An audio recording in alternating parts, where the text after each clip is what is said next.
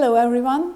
I would like to introduce a topic which actually which was actually very hard for me to put together in a presentation, because the topic is very deep and somewhat complicated, mainly because of the emotional part of it. So the topic is how a canine tissue bank works. It cannot be avoided that if we think about a canine tissue bank, we have to think about the passing away of our four-legged friends, and so that's why I think that the topic is very hard to talk about. However, I would also like to show that how the donations made by owners who had to let their dogs go for their last journey can benefit both people and dogs. I would like to start with the fact that might be known by many, is that human tissue banks have long been existing to support human medicine and basic research, because we humans would like to understand our basic biology, and also we would like to get a better understanding about different diseases to make them to find cures for them. For example, currently, old age dementia, and the most common form of it, Alzheimer's disease, causes tremendous problems in modern societies, because as more and more people get older, more and more people get affected by Alzheimer's disease, and this debilitating disease can cause serious problems in the lives, not only the affected people, but for their relatives and for their environment.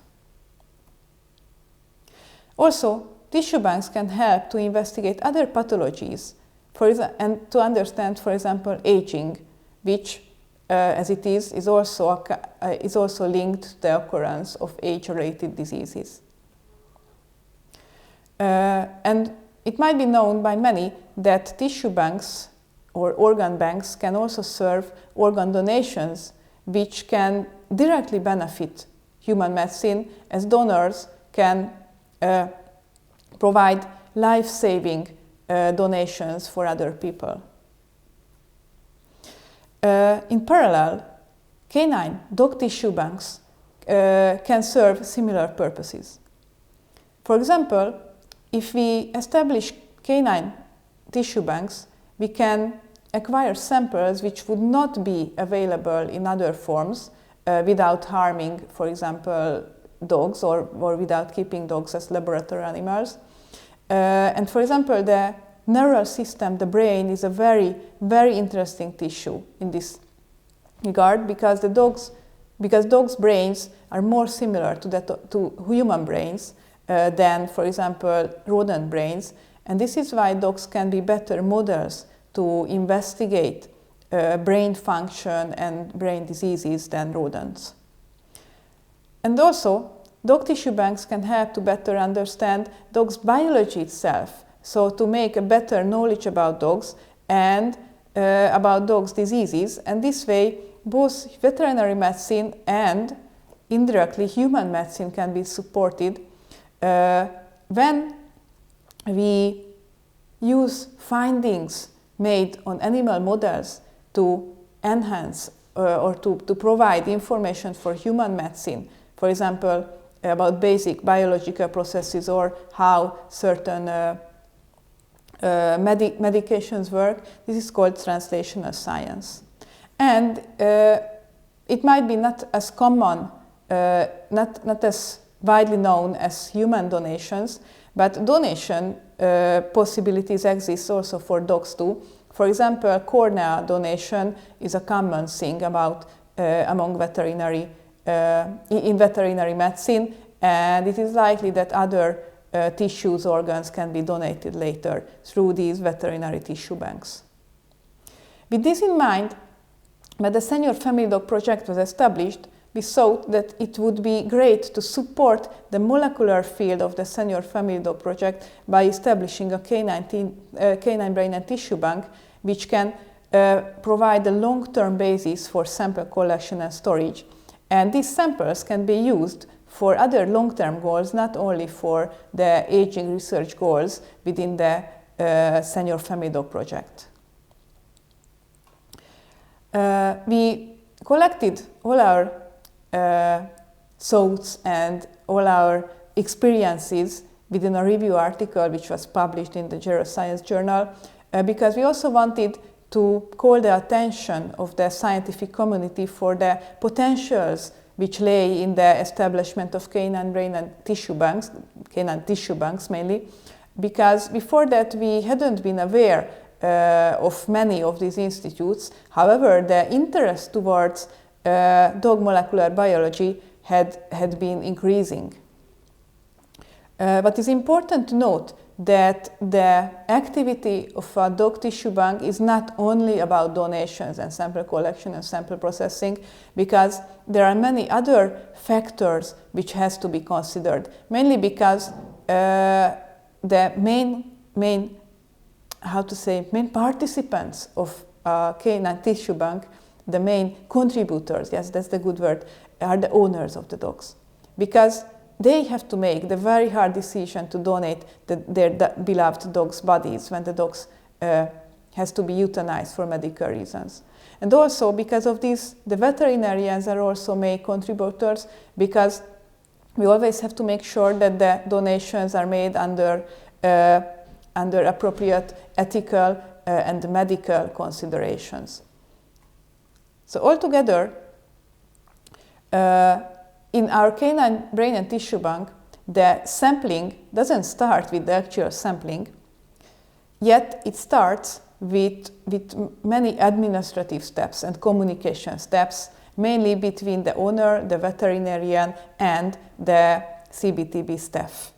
This is also because we would like to ease the burden, the emotional burden on the owners when the day comes to let their dogs go, and this is the reason why we would like to make administration and communication as fluent as possible. When the day comes to donate the body of the dog, then the body is transported to the institute, and there we do the sample collection.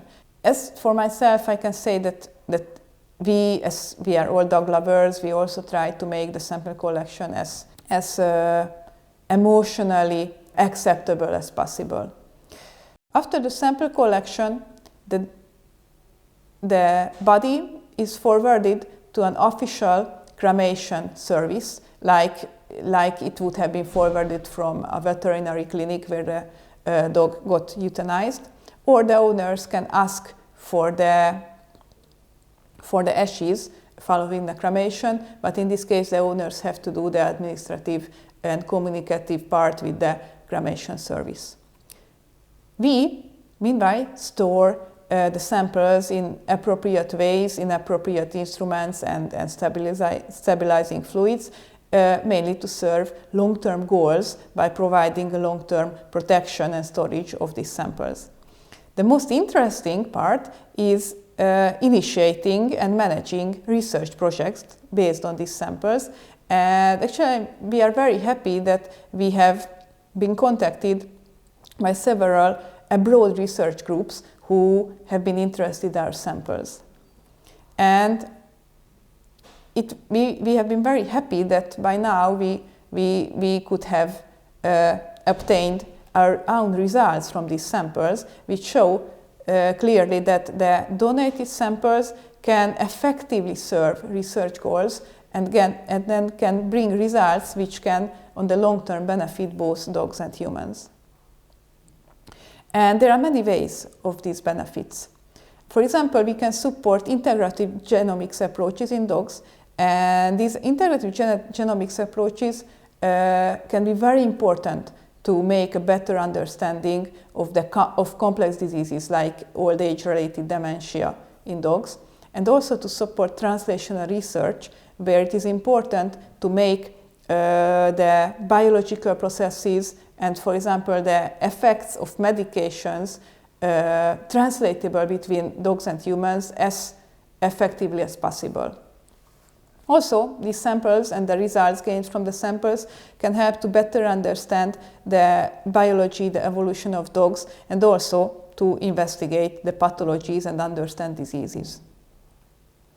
For example, dogs also can be affected by old age dementia, as I have already mentioned, and if we can get a better picture about how this dementia develops in dogs and what are the basic molecular mechanisms behind dog old age dementia, it is likely that maybe we can get a better picture, at least indirectly, about human dementia, and maybe medications can also be tested and translated between dogs and humans. Enikő Kubinyi will talk about this topic in more detail in her presentation. What I would like to talk about now is our other result about a certain gene, the CDKN2A, which is a special gene participating in cell cycle control. This gene has been indicated as a kind of biomarker for biological aging in both humans and rodent models. However, this information has been lacking from dogs. While mutations in the gene has been linked with predisposition for certain forms of cancer in all these species, all these animals, all these models. However, the activity of the gene has not yet been linked with aging or the development of certain diseases in dogs, only in humans and rodents. With this in mind, we decided to investigate the activity of this gene in our samples, mainly, and we choose brain tissue, the frontal lobe part of the brain, and muscle tissue, and skin tissue. However, I do not show the results from the skin because in that case we did not find any significant correlation between age and gene activity. However, in the brain tissue, the correlation between the age of the animals and the measured activity of the gene was significant, and actually it was a very strong correlation which was similar to previous human findings. We also investigated the muscle tissue, and here we also found correlation. However, this correlation was less significant than in brain tissue. Interestingly, similar findings have been reported from humans and rodents as well. Interestingly, the non-significant correlation, which is indicated by this line, was caused only by one animal, which was a strong outlier. And as we found out that this animal had a disease which could affect muscle tissue, we decided to remove this from the sample, and in that case, the correlation got significant. This means that, yes, we have to do more research about the correlation between age and CDKN2A in the muscle tissue. And it also indicates that the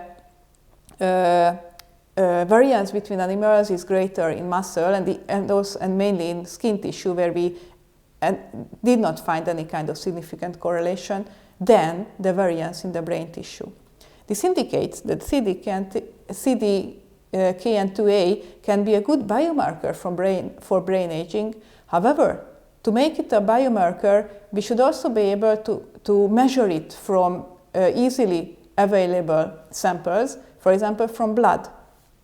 So we also investigated blood samples in our study.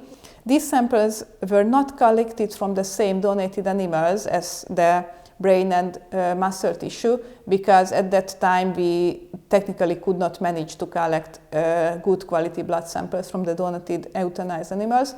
So we collected blood from alive border collies, and we also found significant correlation between age and CDKN2A activity. This means that this gene, the activity of the gene, can be a good biomarker for aging. However, to validate its potential as a biomarker, further steps has to be made. Most importantly, we will need samples from the same animals. So blood and other tissue samples should be compared within the same animals to make sure that the activity changes in blood show correlation with activity changes in the brain in the same animals. However, if this further research can be done, we can gain a biomarker which can be later used to get information about biological aging status, or even about the status of certain age-related diseases, as it has already been shown in the case of humans. I really thank you for your attention, and I hope I could give you a short introduction about what happens in a canine brain and tissue bank and how it can serve dog medical research, and through several steps, through translational research, hopefully human medical research as well. Thank you for your attention.